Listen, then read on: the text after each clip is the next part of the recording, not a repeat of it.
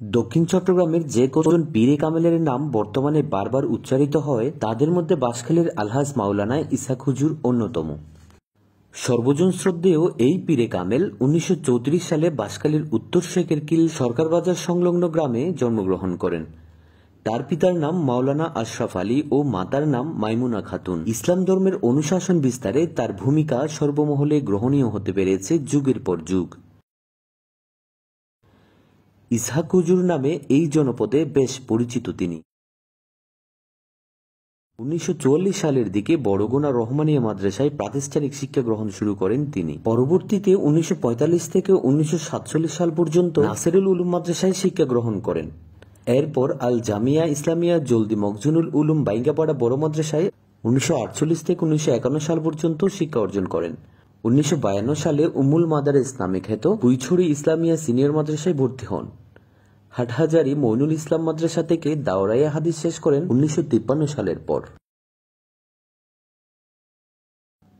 ব্যক্তিজীবনে মাওলানা মোহাম্মদ ইসহাক হুজুর 5 ছেলে ও 4 মেয়ের জনক। তার পঞ্চম ছেলে মোহাম্মদ সেলিমুর রহমান, তিনি একটি বেসরকারি ব্যাংকে কর্মরত আছেন। চতুর্থ ছেলে মাহফুজুর রহমান, তিনি লেকচারার হিসেবে কর্মরত আছেন ঐতিহ্যবাহী রঙ্গিয়াগুনা মনসুরিয়া ফাজিল মাদ্রাসায়। তৃতীয় ছেলে মরহুম মোহাম্মদ ফয়জুল্লাহ, তিনি আরবি লেকচারার হিসেবে শেখেরকিল দারুস সালাম আইডিয়াল সিনিয়র মাদ্রাসায় কর্মরত ছিলেন। দ্বিতীয় ছেলে আলহাজ জহিরুল ইসলাম, সাবেক চেয়ারম্যান শেখেরকিল ইউনিয়ন পরিষদ, সাবেক চেয়ারম্যান বাঁশখালী উপজেলা পরিষদ ও সাবেক অধ্যক্ষ বাঁশখালী হামেদিয়া রহিমা আলিয়া মাদ্রাসা।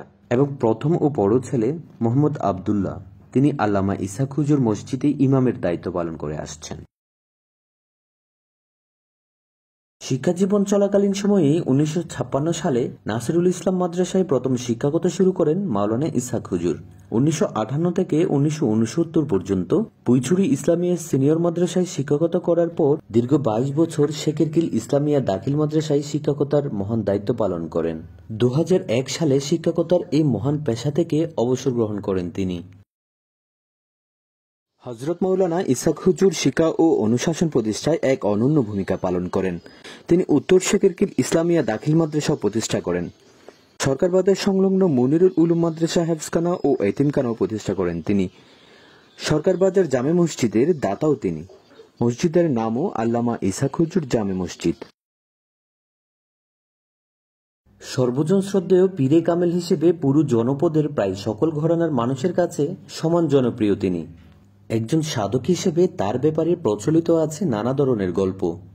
অজস্র মানুষ দোয়া নিতে প্রতিদিন ভিড় করেন